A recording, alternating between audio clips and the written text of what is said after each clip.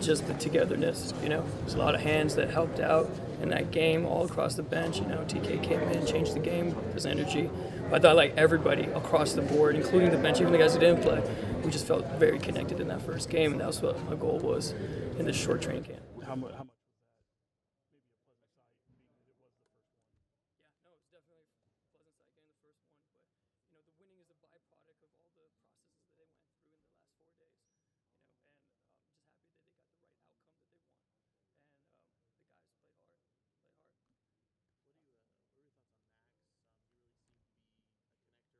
For the guys, and obviously kind of went on a little run of his own right there at the beginning. Yeah, no, Max plays so hard, but he's so smart, and he can play everywhere on the floor. So there's just he's kind of limitless in his potential, and he can affect the game in so many ways with his energy and effort, but then also his skill. And I really enjoyed watching him today and saw it today. How much did he just kind of get you guys going early? Max? Yeah. Yeah, no, he really helped us early, just getting some offensive rebounds, even some sprays and doing all the little things. Like Max, we look at the points, but the intangibles that he was doing was incredible in that first half. You have a lot of different guys playing point guard at times, but obviously Devin gets that start in that role.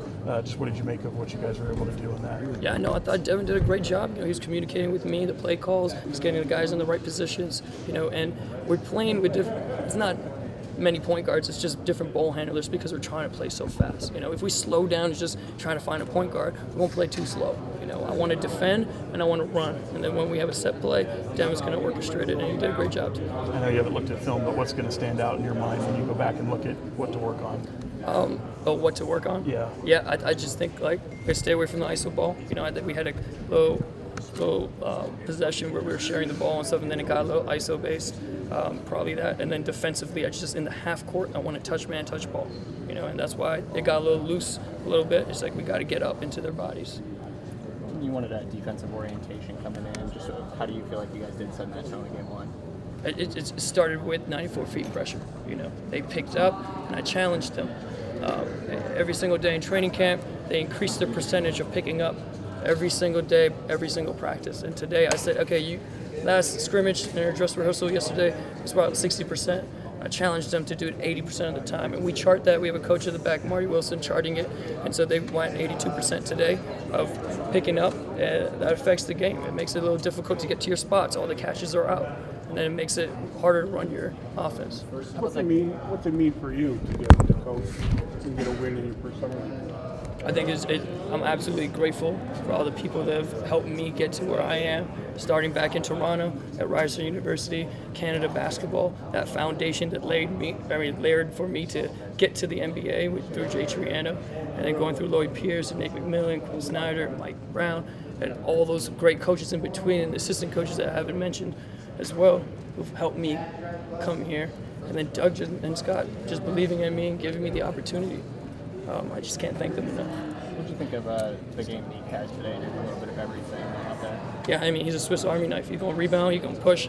Challenged him to, just kept saying, you get the ball, you got to go. He's trying to run a play, it's kind of slow, but he finally got it, and then he started attacking the basket. You can kind of see his force at the rim, and that's what we talked about, play with force.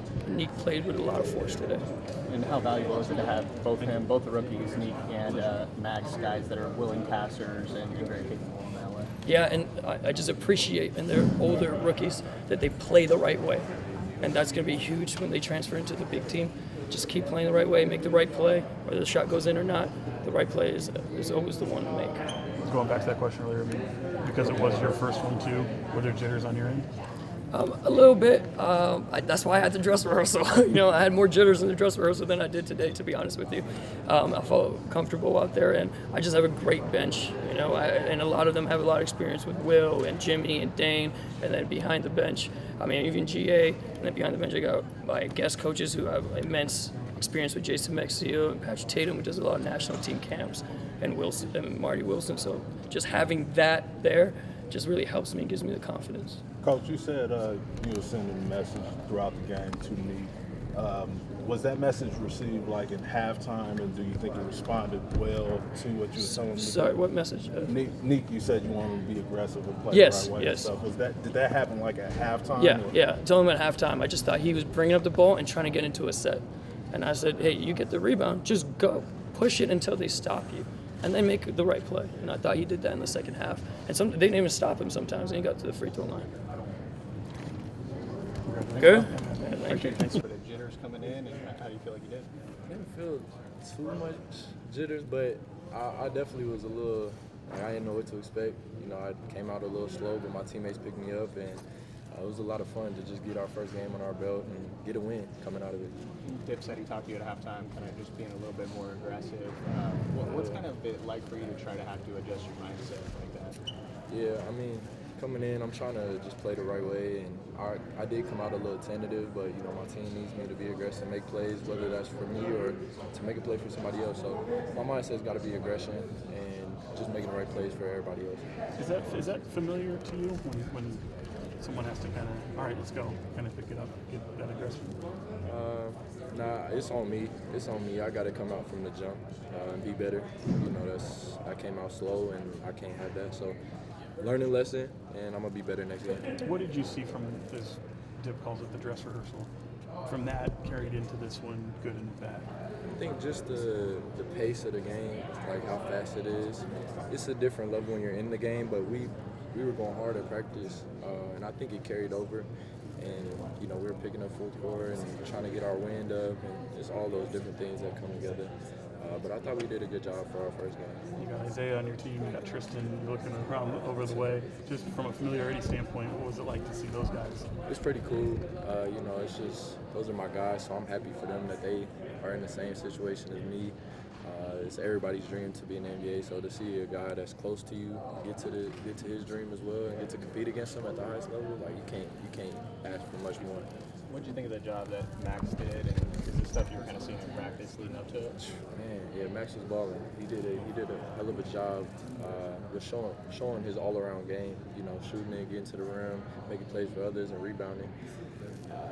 He's gonna be great for us, and it was a good showcase for his first game. But he's got to carry it over, which we know he will. Having a big like that does, you know, playmaking, space on the floor. How much do you feel like that opens up the game for you and everybody else? It gives you so much more space because it draws the big out. You're able to get to paint more, and you know, there's not a big man standing there the whole time. So it definitely helps. And he's so skilled, he's able to make plays for others as well, and he could drive it. So it's almost like we're playing 5 out at times. He's talking a lot too. Are you listening for him each time out there? Yeah, definitely. He's got a lot of ball knowledge, so I definitely listen to the things he says. And if I say something, I know he's gonna listen as well. And I feel like our whole team has that respect for each other because all the guys can play and got a lot of IQ. In the first half, you started off slow, but you finished off strong with some clutch baskets at the end. Is there a clutch gene in you that's got a lot of developing to do? Man, I think so. I just try to make the right plays. You know, I feel like I could have been more aggressive at the start, and I was playing too tentative, like I said. So I got going towards the end. My teammates definitely uplifted me and helped me keep going, and my coaching staff as well pushed me to be better. And I knew from the jump I had to be better. So definitely showed a little of that towards the end of the game, but got to start out a little smoother. I don't know if you noticed it or not, but it's probably the first time you guys have heard like the beam and chanting for him here, even here at Summer League. Just Yeah. What's that support mean?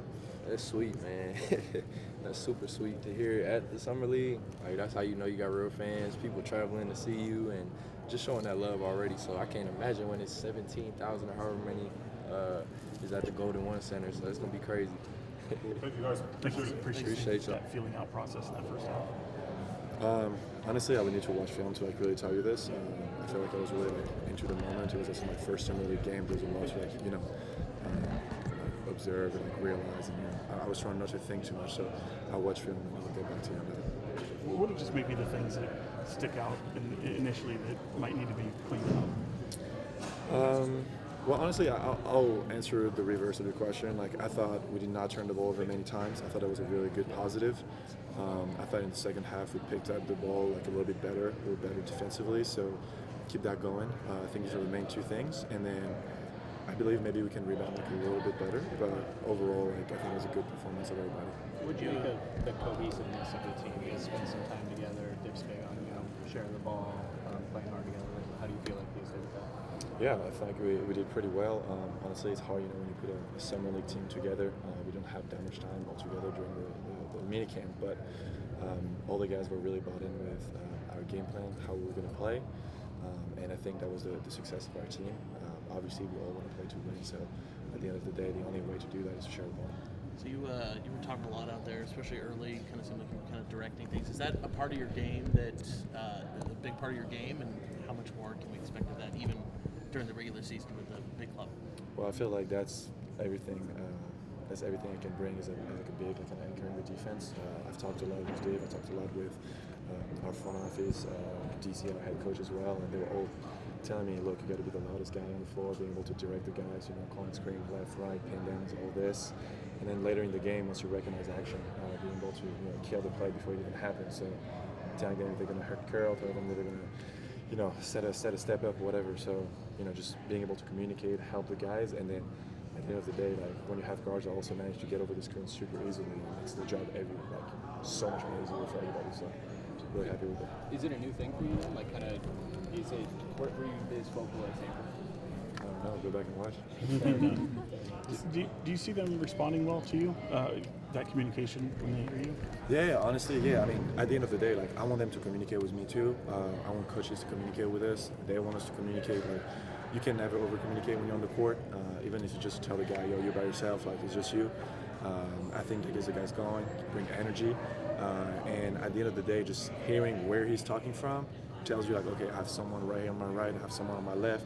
I know TK came up to me a couple of times. He was like, look, if you're on an island, sending to my way, I'm gonna help you a little bit. So that's the kind of communication that gives you confidence on defense, and then get stops. I don't know if you heard those fans chanting like the beam after, but even here in summer league, it seems like those guys travel pretty well. Just what does that kind of support mean? Yeah, it was awesome. I mean, we saw some guys at the airport before we left. So it's really fun to have a fan base like that. Hopefully, we can bring as many wins and as much fun for them as possible. And at the end of the day, yeah, that's what it is. A win, bring everybody together. Appreciate it. Thank you guys.